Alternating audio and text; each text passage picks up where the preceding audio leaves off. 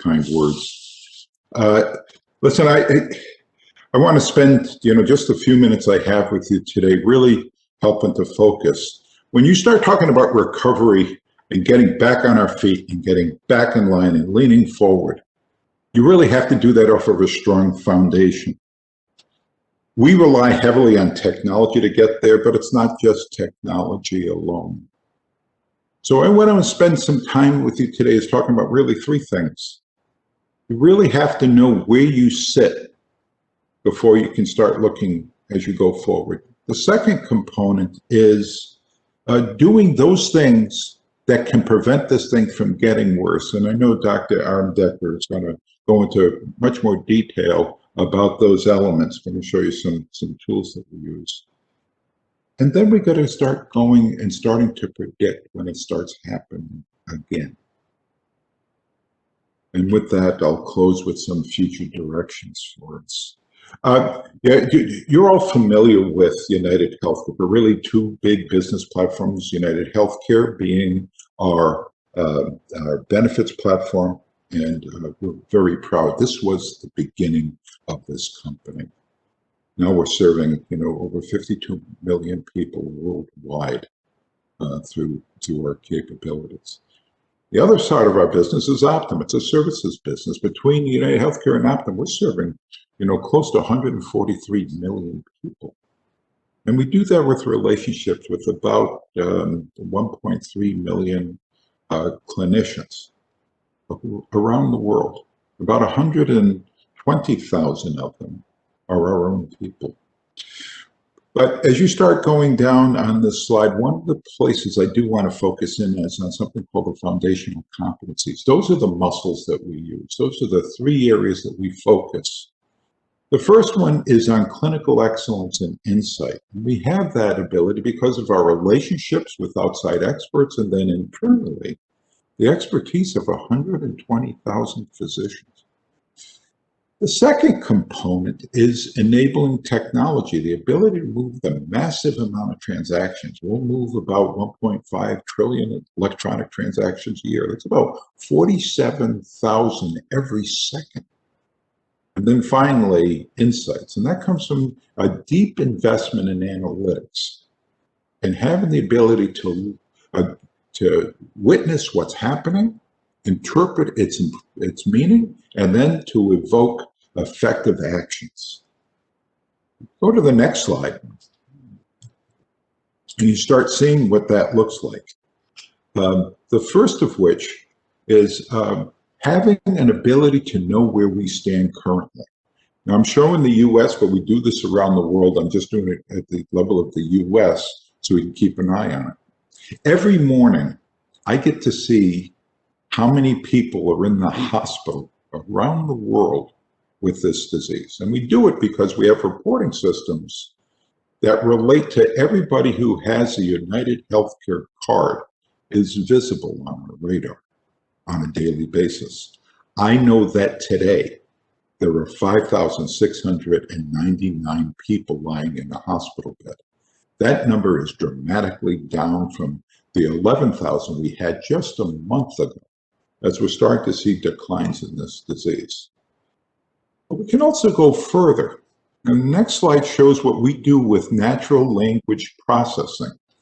We have, as part of our business within Optum, the ability to help provider organizations, hospitals, health systems, both here and around the world, to be able to do billing better and data capture. And it's because we have capabilities called natural language processing, where we can read electronically text out of a medical record, as well as capture the digital data, and translate that all into digital data so it's now computable.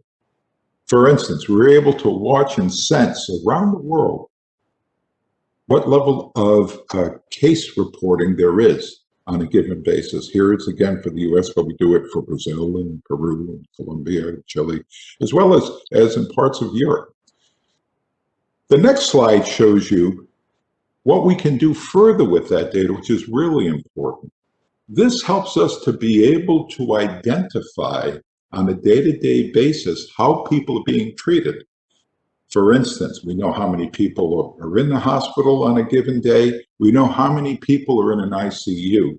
We also know that 19% of them, as you can see in the lower column on the far right-hand side, are on a ventilator. We know that once people are sick enough to get on a ventilator, they have about a 1 in 3 chance of dying. But we're able to measure all of this activity so we know how to intervene and then how to start setting up support as we start coordinating here as people recover, etc. Right now, we're very fortunate.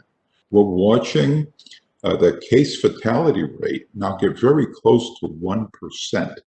That's because of better testing, a variety of other things, but it's also because we also have been able to compute and to be able to understand how people are being treated and what are the most effective pathways by using natural language processing. The next slide shows you what you can do along the realm of prediction.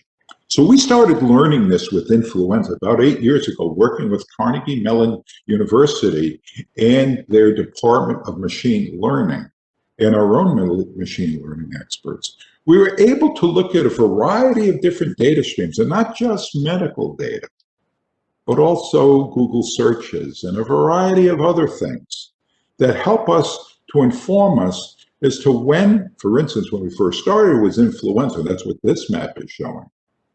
That as influenza would come into a community, there were certain things that communities started to do. They started looking up certain things. They started having certain behaviors. They started buying certain products, not even medical products, all right? And then with time, you begin to learn what happens. And what it allows us to do is that 2 months ahead of time, we can tell when influenza is going to hit a given community. And what does that do? It allows us to make sure that we've got vaccinations in place, we've got Tamiflu in place, we've got all those other things. Well, we've adapted it this year to COVID. And we can now tell a COVID outbreak about 3 weeks ahead of time, which is important. Why?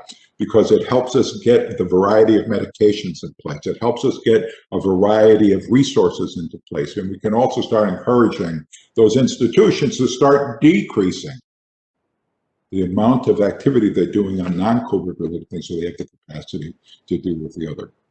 None of these things are dependent on this being on US soil. This is all generally data that's available, that's created by human beings no matter where they live. Next slide. When you start looking at other things, and like I said, Dr. Amandek is going to get into this in a little more, you also have to, you have to prevent.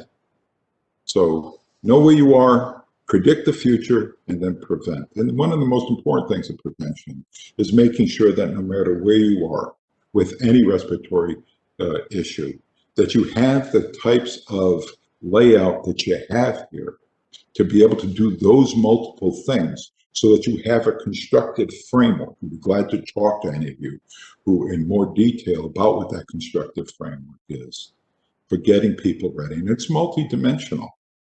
From understanding how bad the disease is in your community to understanding who needs to be in place and who should really be home because they're at particular risk, and symptom surveillance, and all these other things that you see here.